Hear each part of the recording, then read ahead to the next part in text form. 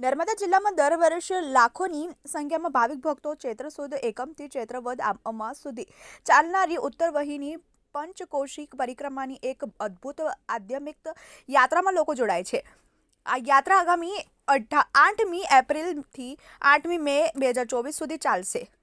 ત્યારે પરિક્રમા શરૂ થવાના પૂર્વ જિલ્લા પોલીસ વડા શ્રી પ્રશાંત સુંબેના અધ્યક્ષપદે ગત તારીખ 5/4/2024ના રોજ શહેરાવ ઘાટ, રેંગણ ઘાટ અને રામપુરા ઘાટ ખાતે જેટી હોડી સહિત યાત્રાઓની ભીડને નિયંત્રિત કરવા માટે અસરકારક આયોજન અંગે મહત્વપૂર્ણ ચર્ચા કરાઈ હતી અને વાહનોના પાર્કિંગ માટે 10 જેટલા ખેતરોમાં પાર્કિંગ પ્લોટ અલગ અલગ ઊભા કરવામાં આવ્યા છે.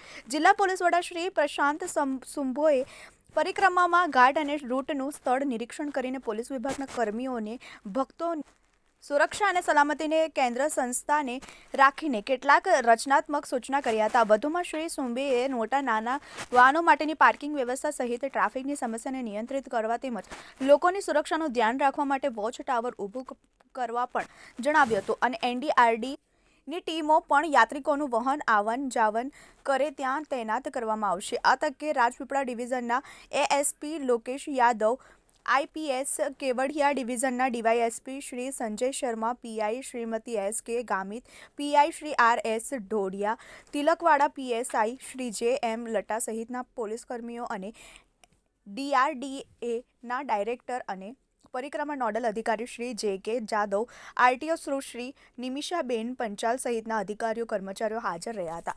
પ્રકાશ વસાવા, ટીવી18 ન્યૂઝ, નર્મદા.